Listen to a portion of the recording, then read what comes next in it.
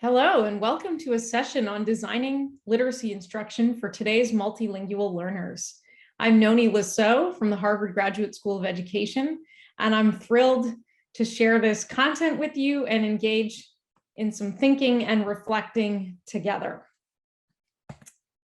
We have designed this session to engage in this conversation about what's needed for effective instruction in today's global and linguistically diverse contexts. As part of this session, I'm going to spotlight what I think about as key shifts in learning and teaching for student success. So why might we talk about key shifts in learning and teaching today? To reflect first, the millions of students who share the goal of attaining academic success in English. This is a growing population characterized by vast diversity and various backgrounds and experiences. They are a growing and diverse population that has implications for how we think about literacy instruction. Second, we have globalization, economic and social development that demand new skills. Today's youth need advanced literacy and communication skills, critical thinking and problem-solving skills, global and cultural knowledge and competencies. These are the skills for today, but also for tomorrow. Third, in many respects, the model for literacy instruction has not kept up with these really rapid, drastic changes to the landscape. So overall, there's a need to rethink the educational approach to match today's societies, today's population, today's economic demands. So that's the big picture for why we'd engage in a conversation about key shifts. Let's talk then in more detail about this growing population. 10 years ago, we had about close to 8,000 international schools. We had about 3.5 million students. Those students in international schools were largely children and youth from expat families. That was the international language learning context. Today, we are close to 13,000 schools, closer to 6 million students, and 80% of those students are from the host country. They are pledging and committing and excited to learn English. 10 years from now, we expect the number of schools to have doubled and to be closer to 9 million students worldwide. A very large, diverse, and growing population. On the global skills and competencies, what do we need for today and tomorrow? We are talking for this next generation about advanced literacy and communication skills, about critical thinking and problem-solving skills, and about global and cultural knowledge and competencies. What has happened over the years is that what counts as quote unquote literate is on the rise. It is increasing. There was a time when 8th or 10th grade basic literacy skills were a straight line to a middle class income and lifestyle. With automation and globalization and this new knowledge economy, what counts as literate, what's needed, has risen.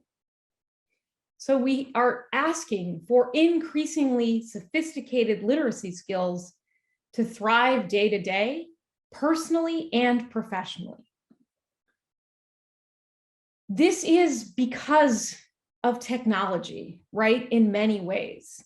If we are to prepare the next generation, then we have to do so understanding that the humans need skills that the technology and computers don't have. Problem solving and communication skills. big buckets, lots of abstract skills and competencies tied up in those: problem solving and communication. Just to give you an example, you'll see exactly this here in this graph. You'll notice that over, say, a 50-year period, up until about a decade or so ago, you can see those tasks that were crucial and features of the fastest growing jobs. So the fastest growing jobs in the economy demanded working with new information and solving unstructured problems. And you'll see the real decline are those jobs that demand routine manual tasks, non-routine manual tasks, or even routine cognitive tasks, because there is some machine learning. So we're going to think about this as part of the landscape for a conversation about what's needed in today's classrooms. Solving unstructured problems, right? Tackling problems that don't have rule-based solutions, working with new information, using it for problem solving or to influence the decisions of others, and combining the cognitive and social. So there was also a time when really strong cognitive skills could be had in isolation, and there were a lot of jobs for those very specific and strong cognitive skills. However, today's workplace and work environment is really organized much more around teams and teaming and collaboration and work across units and cross functionality, right? Even in education, which has historically been an individual practitioner kind of role. Today, we're talking about grade level team meetings and common planning time. In medicine, for many years, it was very straight individual practitioner model. Today, we're talking about rounds and cross-disciplinary teams and ways of handing off and coordinating. We are combining cognitive and social skills day to day. When we think about some workplace examples, you can see here on this slide, I won't read it off, but you can see here, a lot of it has to do with thinking about problems that don't have easy solutions, that are not straightforward, and where we need to reason through our decision-making, understanding there is no perfect answer, there are simply trade-offs. So you can see here, the medical team is looking at scans and test results. There's a strange or unique profile. That team is going to get together around that unstructured problem. It's not a technical, straightforward fix. You can see it now coming into the trades because of automation and how sophisticated the technology is. There's some research to do. There's other ways to bring in information and make decisions.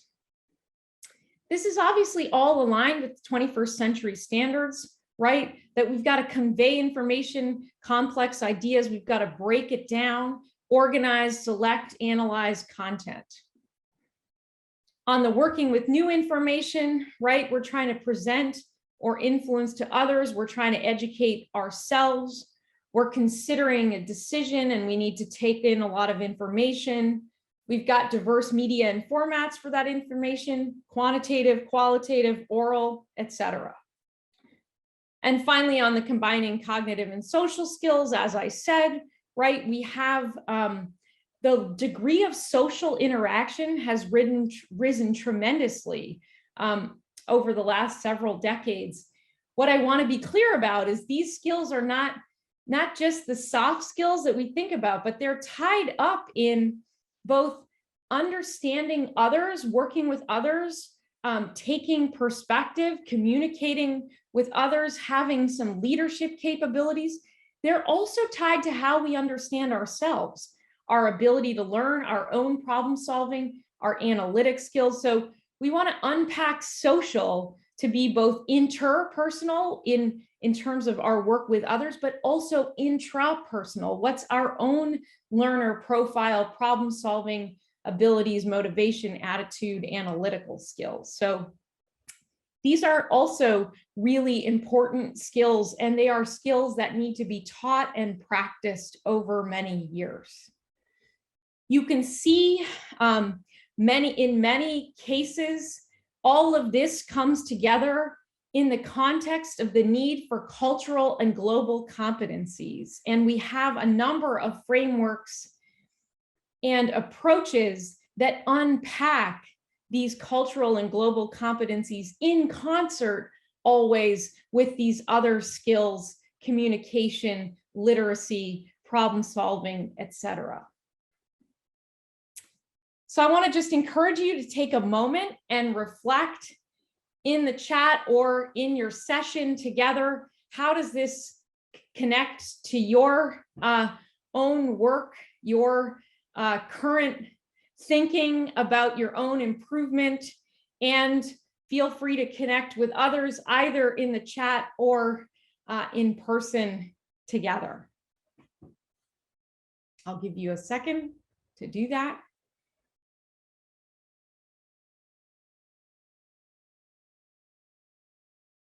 Lots to think about here. The big picture for where our students are headed, for the kinds of skills that they need.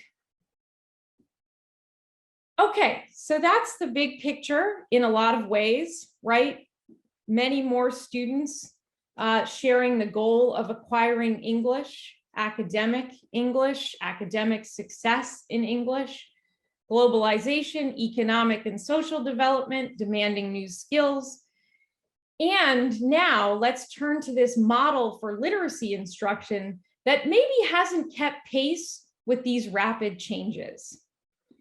So the challenge and the opportunity today is to design learning environments and curricula that match today's skills and students' needs and goals.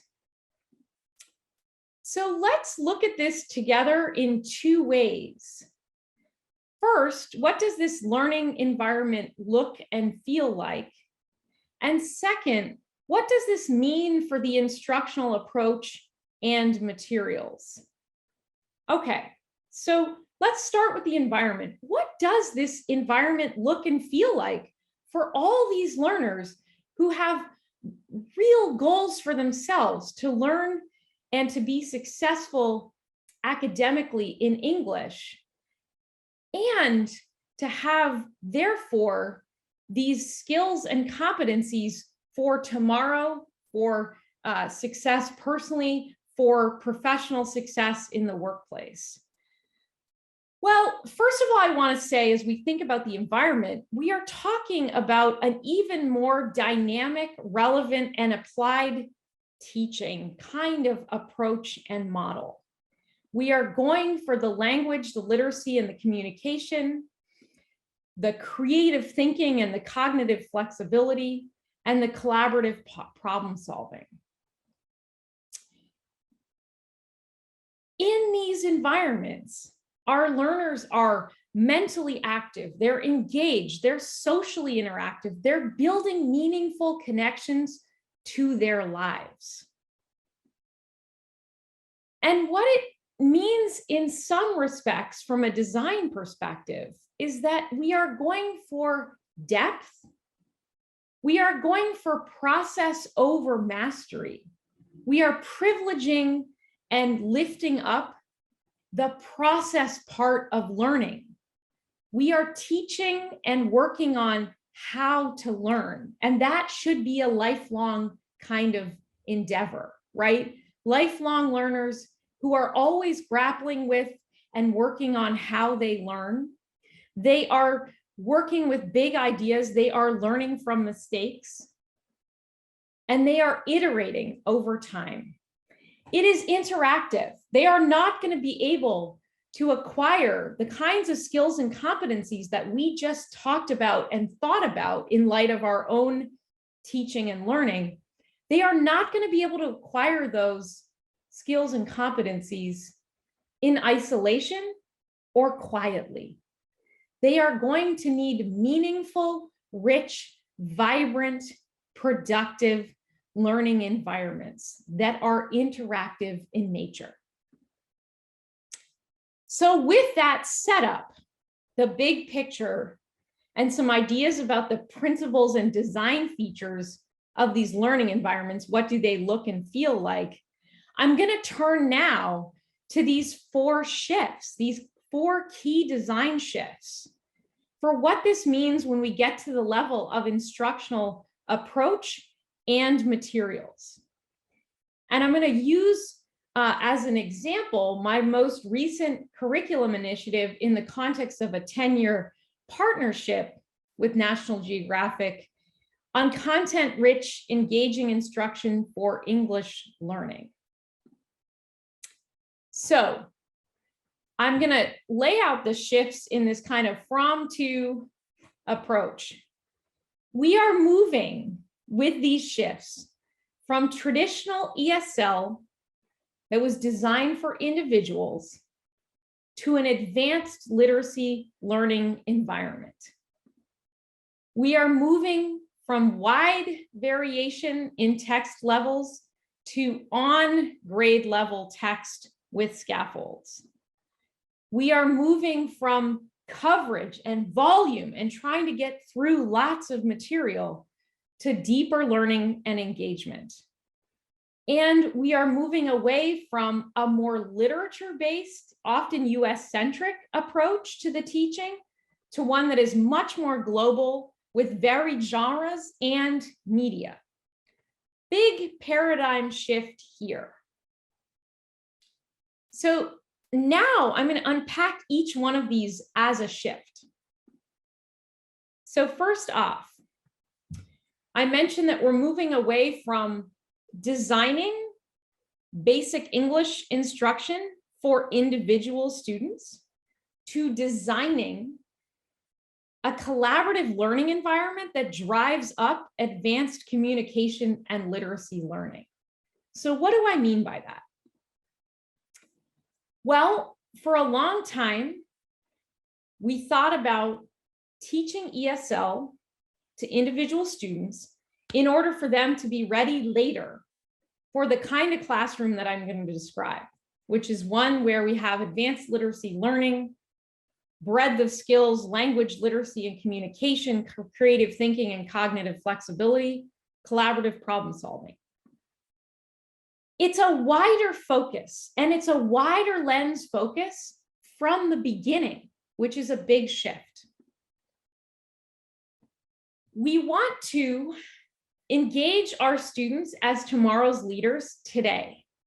That means they have to develop and jump in to the kinds of skills and competencies that they need tomorrow, today, right now. So we are organizing around units of study with content-rich themes and texts. We are dropping the rigor and challenge into a very supportive context where students can grapple with ideas and learn from mistakes. We are combining explicit instruction, yes, to explicit instruction, with inquiry-based learning, yes, to projects and areas of study and big questions that are not easily answered. We are going for the culturally responsive learning environment. We are doing this also through the use of consistent routines and language so that as the content changes, the pedagogy feels consistent. And we are doing this to support peer-to-peer learning. Because if all learning is only through the student and a text or through the student and a teacher, we are narrowing that lens. We're going back to a very narrow approach. So what do we do when we go to organize a unit of study? We come up with themes and essential questions. We want to start with the kind of rich material that sings to and speaks to our learners. Big ideas that have really abstract concepts, but are also a real hook for children and youth. What makes a strong friendship? What shapes our identity? How can innovation improve society? Why do people take risks? Why do you take risks? How can we become citizens of the world? So first, The narrow lens to the wider angle, understanding that the sooner our students with big goals and dreams for themselves get into the kind of learning environment that actually matches today's demands, the sooner the better. And the sooner we drive them into realizing their hopes and dreams. I'll give you a minute to reflect and react to this idea from the basic instruction to that collaborative learning environment.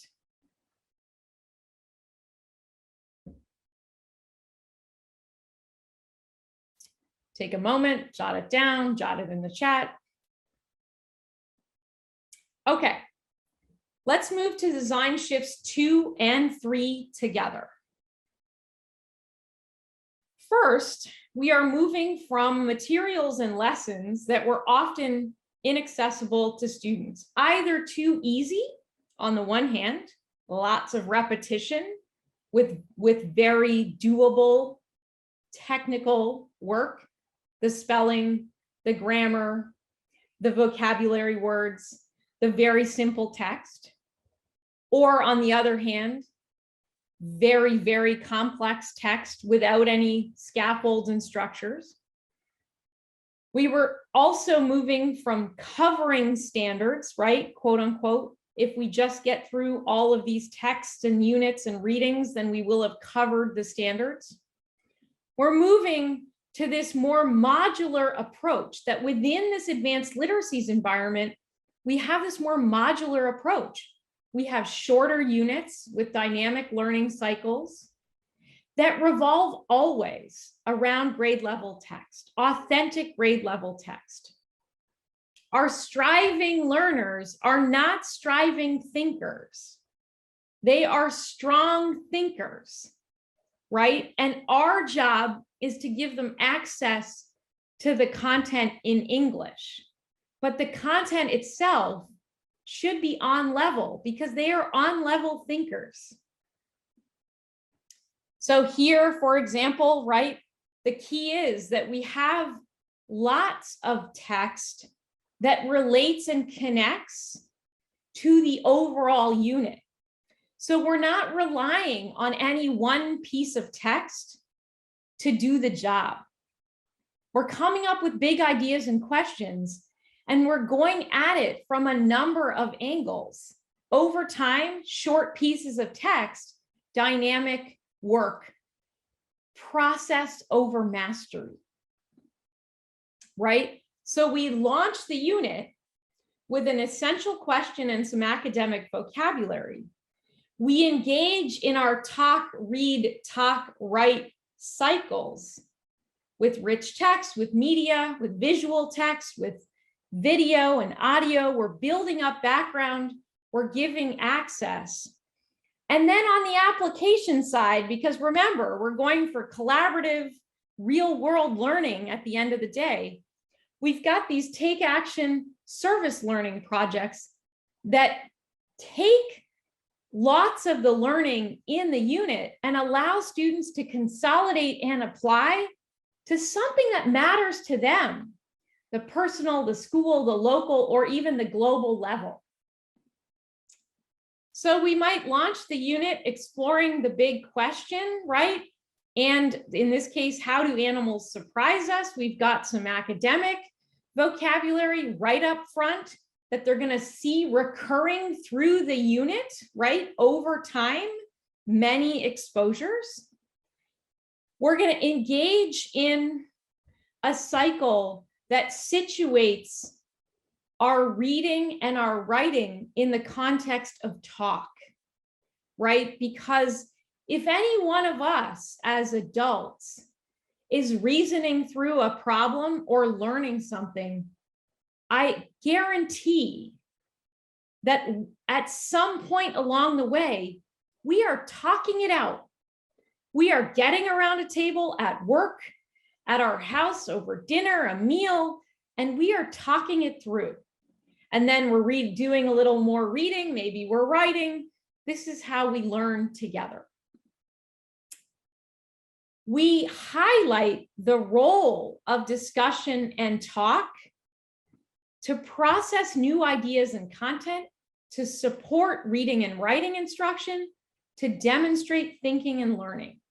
So we're moving past the low-level questioning, the yes, no, right, wrong kind of answers, and we're lifting up discussion and talk.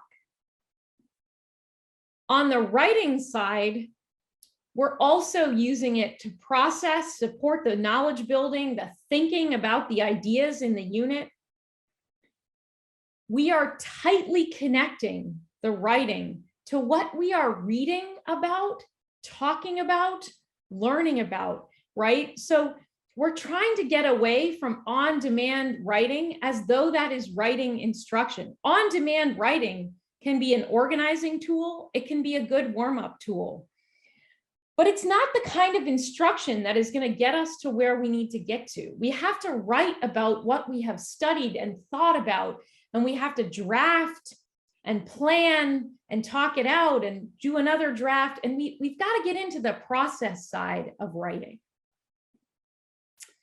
So here we might prepare to read in a lift unit. We then go to some tasks that support our developing understanding.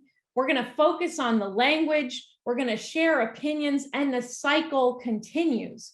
Everything is in sequence and builds off one another, right? As part of this richer, deeper, more process-oriented learning environment. Here, for example, just as another way to think about how we unpack feature readings, students are surfacing their prior knowledge, their initial thoughts about a topic first. After reading, they are consolidating by responding to a guiding question. And in other cases, they might actually perform an alternate ending to the story. Why? Because we're going for cognitive flexibility and creativity, and we don't want the text to be seen as exactly right in any which way. Texts are meant for interpretation, for developing perspective taking, and for promoting different ways of thinking about the world. And so we in this case, we want to try it out as a text as a way to breed, to really push on cognitive flexibility. So that's the more modular sort of approach where we don't get hung up on any one text, and we don't think of it as any one text as high stakes. We have a series of texts that sit within a unit and that are used as regularly as part of learning cycles. Let's talk now about the fourth design shift. And I mentioned this at the outset when I was introducing the shifts. We have historically taught English using a literature-based approach that hasn't always reflected or captured today's global, diverse learners' lives and contexts. So we are moving to a more globally focused approach with varied text. We are not genre specific. We're thinking about narrative and informational. We're thinking about visual literacy and media for meaningful study and exploration. So here you can see a wonderful set of authentic texts, right? We want to bring real high quality, authentic material to our students. We want to advance not just their critical thinking and communication skills or literacy skills, we also want to advance their cultural and global competencies, and we can't do that with any one genre or with too few texts. If every unit is really only one text, then we never get to lift up lots of varied perspectives and lots of different ways of understanding culture and society and how things work and how people live and learn.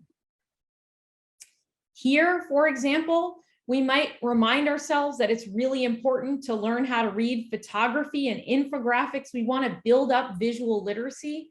Today's world includes lots of visual literacy and lots of infographics to communicate, and practice doing so in the context of really engaging material is part of an amazing learning environment. Here, you might look at this photo and share and wonder what you notice as a learner. But then we don't stop there because we're trying to bring the world to them and bring them into the world. Now let's watch a video to find out more from the photographer. Because remember, we're also going for future selves. We want our students to start imagining who they might be, right? Let's hear from the photographer, and then let's reflect on and share their learning in writing and by selecting a photograph of their own to share with their peers. Get them engaged as social learners. We are social beings. They are social learners, and lots of the skills and competencies they need depend upon a dynamic, interactive learning environment. So I've just gone through 4 shifts. And I want to ask you, as you think about your own students and who you serve, I want you to think and maybe reflect a little bit. Also, let's imagine that you might do some planning. What's the most crucial shift you need to take in your instructional approach? 1, to get students working collaboratively. 2, to use grade level text with language and content scaffolds. 3, to move away from coverage and go for deeper learning and engagement. And 4, to design with rich global content that features multiple genres. They all have to come together in the end. They'll all need to be there in the end. But there are different ways in. And your priority or your most pressing issue may be different than somebody else's as a function of what you're already doing or what you feel ready for. In the end, they all work together. You also can't really do one without the others, but you might start somewhere. And so let's have you just spend a second reflecting and planning on where you're at.